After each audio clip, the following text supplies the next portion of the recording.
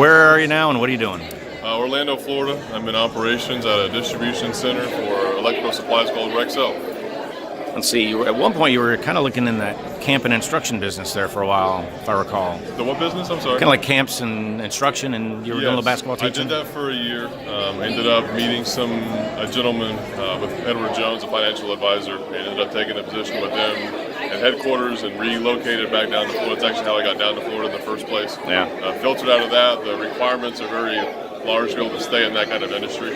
So I filtered out, had a couple of side jobs here and there, and ended up at Rexel. How much you still playing? None. Zero. When was the last time you picked up a ball? This morning at shoot around. And I still have the shot, but my elbow hurts. Oh. Yeah. One and you were done? One and I was done. All right. Y'all all stay in touch like nothing's ever changed. We stayed in touch more right after we graduated, whenever I got married to Emerald. Yeah. Since then, it hasn't been as much. Right. I can't say if the other guys have a personal conversation, right. maybe so. But as far as the group text, it's not down to nothing. It's just not right. as right. frequent as it was. But we still keep in touch. We say happy birthday. We ask how people are doing, how everyone's families. If we see something on Facebook that's concerning or right. congratulatory, right. we always reach out and to make sure it's here.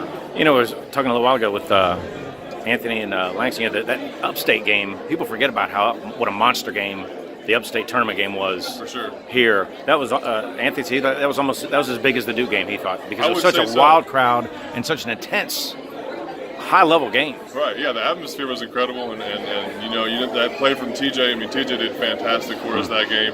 Got some massive rebounds. Got a put back there at the end.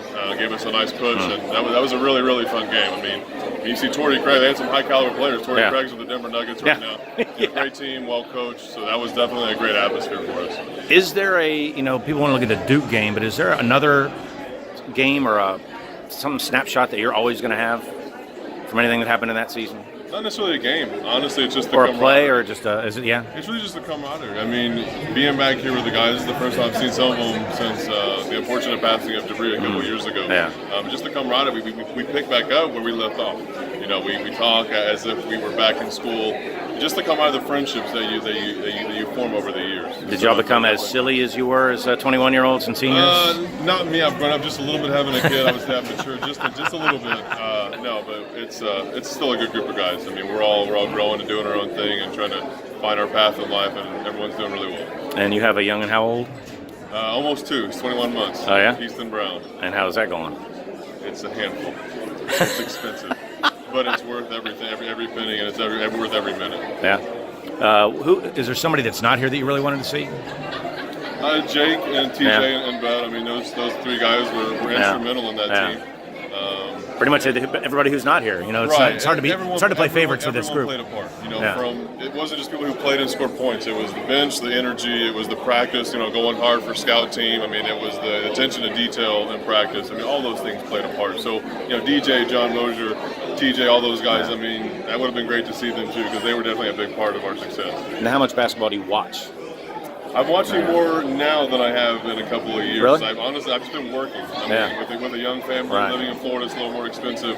Trying to figure out which industry, what career do I want to have. Right. I've just been trying to grind it out. Working. I was on a night shift. I was working weekends. I was working side jobs. So just trying to find my path. So I really haven't been watching too much about it. I keep up with it. Right. But actually watching it, I'm either going to bed early to work the next 15-hour day, where I'm just catching the highlights the next day. But I'm watching more now. A lot more college ball than I have in a while. And then you look there and think, man, that stuff's so easy compared to what we were doing.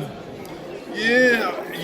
Sometimes you do. You have to. Yeah, sometimes you have a feel for the game. So when you watch certain things, you kind of get a feel for, oh, that was great, or like, oh, that was dumb, or like, oh, that was a bad shot. Yeah. So you still it's weird sometimes. Like when I went to the Florida game down in Gainesville a couple of months ago, I kind of got those pregame jitters, even though I'm not playing. I haven't played in years. Yeah. You kind of get that pregame, like that feeling of nervousness, almost like that butterfly, just like, well, I'm about to go play, even though I wasn't playing. Yeah. So you still kind of get little instances of the playing years, even after you're done.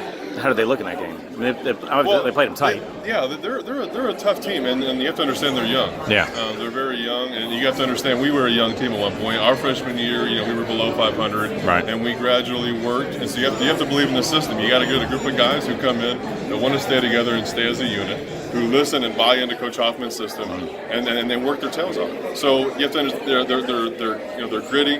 They're hard nosed. I mean, They play with a lot of passion and heart. They look a little familiar? Of course. A little bit? Of course. So they have a lot of potential, a lot of upside to them. So I'm excited to see where they go from here. And with what he does, it takes a couple years, no matter how good you are physically, to get it. Of course. That's a junior-senior. When it's a junior-senior team, that's what we saw what can happen. You have to buy in. Like I said, it's not going to happen overnight. It's not going to happen in the course of a couple of months. It's continual. It's picking each other up when you're down. It's fighting past injuries. Yeah. It's making sure you're taking advantage of the off season, and you're holding each other accountable whenever the coaches aren't watching. Those are the little things that kind of move you in the right direction further than the other teams.